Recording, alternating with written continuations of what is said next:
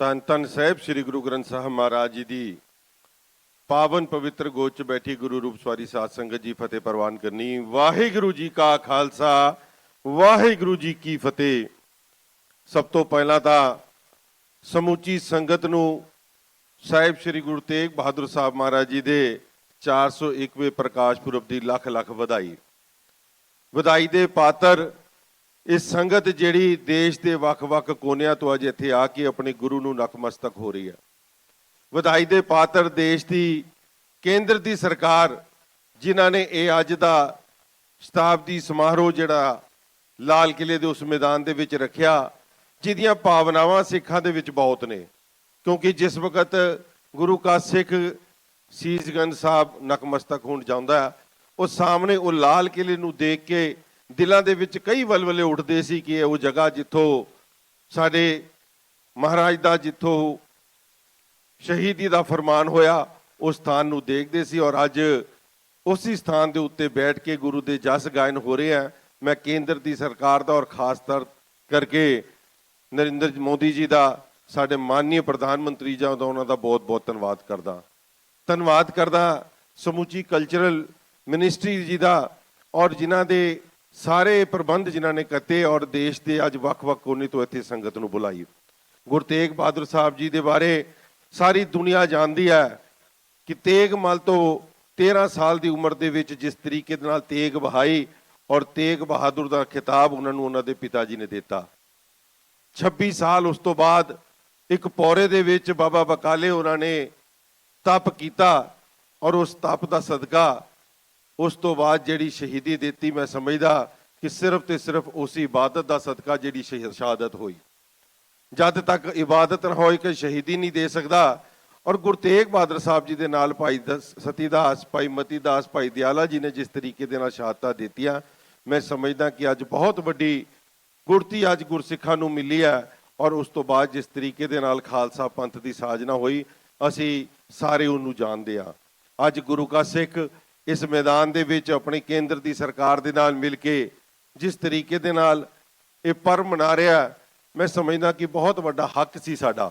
ਇਸ ਦੇਸ਼ ਦੀ ਆਜ਼ਾਦੀ ਦੇ ਵਿੱਚ ਜਿਹੜੀਆਂ ਲੜਾਈਆਂ ਲੜੀਆਂ, ਇਸ ਦੇਸ਼ ਦੀ ਸੰਸਕ੍ਰਿਤੀ ਨੂੰ ਬਚਾਉਣ ਦੇ ਲਈ ਜਿਹੜੀਆਂ ਲੜਾਈਆਂ ਲੜੀਆਂ, ਇਸ ਦੇਸ਼ ਦੇ ਉਸ ਧਰਮ ਗ੍ਰੰਥਾਂ ਨੂੰ ਬਚਾਉਣ ਲਈ ਜਿਹੜੀ ਲੜਾਈ ਲੜੀ ਹੈ, ਇਸ ਦੇ ਵਿੱਚ ਬਹੁਤ ਵੱਡਾ ਯੋਗਦਾਨ ਸਿੱਖ ਕੌਮ ਦਾ। ਔਰ ਅੱਜ ਸਾਨੂੰ ਮੈਂ ਸਮਝਦਾ ਕਿ ਬਹੁਤ ਵੱਡੀ ਰਾਹਤ ਮਿਲੀ ਹੈ ਕਿ ਇਸ ਸਥਾਨ ਦੇ ਉੱਤੇ ਸਾਡੀ ਸਰਕਾਰ ਨੇ ਸਾਡੀ ਗੱਲ ਸੁਣਦੇ ਹੋਏ ਇਹ ਪ੍ਰੋਗਰਾਮ ਰੱਖਿਆ। ਮੈਂ ਧੰਨਵਾਦ ਕਰਾਂਗਾ ਪ੍ਰਧਾਨ ਮੰਤਰੀ ਜੀ ਦਾ, ਜਿਨ੍ਹਾਂ ਨੇ ਹਮੇਸ਼ਾ ਸਾਡੀਆਂ ਗੱਲਾਂ ਮੰਨੀਆਂ। ਜਿਸ ਤਰੀਕੇ ਦੇ ਨਾਲ ਹੁਣੇ ਤੁਹਾਨੂੰ ਦੱਸਿਆ ਕਿ ਭਾਵੇਂ ਕਰਤਾਰਪੁਰ ਸਾਹਿਬ ਦਾ ਲਾਂਘਾ ਹੋਏ, ਇਹ ਗੁਰੂ ਨਾਨਕ ਦੇਵ ਮਹਾਰਾਜ ਦੀ ਆਪਣੀ ਫਿਲਾਸਫੀ ਕਿ ਡਾਇਲੌਗ ਦੇ ਸਦਕੇ ਇੰਨੀ ਵੱਡੀ ਮੈਂ ਸਮਝਦਾ ਕਿ ਗੱਲ ਹੋ ਸਕੀ ਹੈ। ਮੁਮਕਿਨ ਕਿ ਬਿਨਾਂ ਕਿਸੇ ਤਲਵਾਰ ਚਲਾਏ, ਬਿਨਾਂ ਕਿਸੇ ਬੰਦੂਕ ਚਲਾਏ, ਇੰਨੀ ਵੱਡੀ ਅਰਦਾਸਾਂ ਜਿਹੜੀਆਂ 70 ਸਾਲਾਂ ਤੋਂ ਸਿੱਖ ਕੌਮ ਕਰਦੀ ਸੀ ਕਿ ਉਹਨਾਂ ਪਵਿੱਤਰ ਗੁਰੂ ਧਾਮਾਂ ਦੇ ਦਰਸ਼ਨ ਦੀਦਾਰਿਆਂ ਦੀ, ਜਿਨ੍ਹਾਂ ਨੂੰ ਅਸੀਂ ਪੰਥ ਤੋਂ ਵਿਛੋੜ ਚੁੱਕੇ ਸੀ, ਅੱਜ ਉਹਨਾਂ ਦੇ ਬਾਰੇ ਜੋ ਕੁਝ ਕੀਤਾ, ਬਹੁਤ ਕੁਝ ਡਿਟੇਲ ਵਿੱਚ ਗੱਲਾਂ ਕਰਨ ਜੋਗੀਆਂ, ਜਿਹੜੀਆਂ ਮੇਰੇ ਤੋਂ ਪਹਿਲੇ ਹੁਣੇ ਸਰਦਾਰ ਮਨਜਿੰਦਰ ਸਿੰਘ ਸਿਰਸਾ ਜੀ ਉਹਨਾਂ ਨੇ ਕੀਤੀਆਂ। ਮੈਂ 2-3 ਬੇਨਤੀਆਂ ਜ਼ਰੂਰ ਹੋਰ ਕਰਾਂਗਾ ਪ੍ਰਧਾਨ ਸਾਹਿਬ ਜੀ ਨੂੰ, ਕਿਉਂਕਿ ਬਹੁਤ ਵੱਡੀ ਮੰਗ ਦਿੱਲੀ ਦੀ ਸੰਗਤ ਦੀ ਹਮੇਸ਼ਾ ਰਹੀ ਹੈ। ਜਿਹੜੀ ਅਸੀਂ ਤੁਹਾਨੂੰ ਇੱਕ ਮੰਗ ਪੱਤਰ ਵੀ ਦਿੱਤਾ ਸੀ ਕਿ ਦਿੱਲੀ ਦੇ ਵਿੱਚ ਸਿੱਖਾਂ ਦੀ ਆਪਣੀ ਯੂਨੀਵਰਸਿਟੀ ਹੋਵੇ, ਉਹਦੇ ਬਾਰੇ ਵੀ ਤੁਸੀਂ ਸਾਨੂੰ ਵਾਅਦਾ ਕੀਤਾ ਸੀ ਕਿ ਇਹਦੇ ਉੱਤੇ ਮੈਂ ਜ਼ਰੂਰ ਕੰਮ ਕਰਾਂਗਾ। ਅੱਜ ਦੇਸ਼ ਦੁਨੀਆ ਜਿੱਥੇ ਪਰਵ ਮਨਾ ਰਹੀ ਹੈ, ਗੁਰੂ ਤੇਗ ਬਹਾਦਰ ਸਾਹਿਬ ਦਾ ਇੱਕ ਮੰਗ ਹੋਰ ਸਿੱਖਾਂ ਦੀ ਬਹੁਤ ਵੱਡੀ ਹੈ। ਮੈਂ ਸਮਝਦਾ ਕਿ ਗੁਰੂ ਤੇਗ ਬਹਾਦਰ ਸਾਹਿਬ ਜੀ ਦਾ ਨਾਮ ਕਿਸੇ ਮੁਹਤਾਜ ਨਹੀਂ ਹੈ ਕਿਸੇ ਦਾ ਕਿਸੇ ਦੇ, ਮਗਰ ਦੇਸ਼ ਤੋਂ ਦੁਨੀਆ ਤੋਂ ਵੱਖ-ਵੱਖ ਕੋਨੇ ਤੋਂ ਜਦ ਲੋਕ ਇਸ ਸਥਾਨ ਦੇ ਉੱਤੇ ਆਉਂਦੇ ਆ ਦਿੱਲੀ ਦੇ ਵਿੱਚ, ਅਸੀਂ ਚਾਹੁੰਦੇ ਹਾਂ ਕਿ ਦਿੱਲੀ ਦੇ ਉਸ ਅੰਤਰਰਾਸ਼ਟਰੀ ਹਵਾਈ ਅੱਡੇ ਦਾ ਨਾਮ ਗੁਰੂ ਤੇਗ ਬਹਾਦਰ ਸਾਹਿਬ ਦੇ ਨਾਮ ਦੇ ਉੱਤੇ ਪਾਸ ਕੀਤਾ ਜਾਏ। ਐਸੀਆਂ ਕਈ ਮੰਗਾਂ ਹੋਰ ਨੇ ਜਿਹੜੀਆਂ ਅਸੀਂ ਤੁਹਾਡੇ ਨਾਲ ਬੈਠ ਕੇ ਵੀ ਵਿਚਾਰਾ ਕਰਾਂਗੇ। ਸਿੱਖਾਂ ਦੇ ਵਿੱਚ ਬਹੁਤ ਵਲਵਲੇ ਨੇ ਔਰ ਬਹੁਤ ਚਾਅ ਹੈ ਔਰ ਆਸ ਹੈ, ਕਿਉਂਕਿ ਆਸ ਉਸ ਤੋਂ ਹੁੰਦੀ ਹੈ ਜਿਹਨੇ ਹਮੇਸ਼ਾ ਤੁਹਾਡੀ ਗੱਲ ਮੰਨੀ ਹੋਏ, ਔਰ ਹਮੇਸ਼ਾ ਤੁਸੀਂ ਸਾਡੀਆਂ ਗੱਲਾਂ ਮੰਨੀਆਂ। ਕੌਮ ਦੀ ਵੱਡੀ ਬਹੁਤ ਵੱਡੀਆਂ ਤੁਸੀਂ ਇਹ ਸਾਨੂੰ ਜਿਹੜੀਆਂ ਸੰਤੁਸ਼ਟੀਆਂ ਦਿੱਤੀਆਂ ਨੇ, ਬਹੁਤ ਵੱਡੇ ਕਾਰਜ ਕੀਤੇ ਨੇ, ਮੈਂ ਉਹਨਾਂ ਦਾ ਧੰਨਵਾਦ ਕਰਦਾ। ਔਰ ਮੈਂ ਆਸ ਵੀ ਰੱਖਦਾ ਕਿ ਤੁਸੀਂ ਇਹ ਸਾਡੀਆਂ ਹੋਰ ਮੰਗਾਂ ਵੀ ਪੂਰੀਆਂ ਕਰ ਸਕੋ।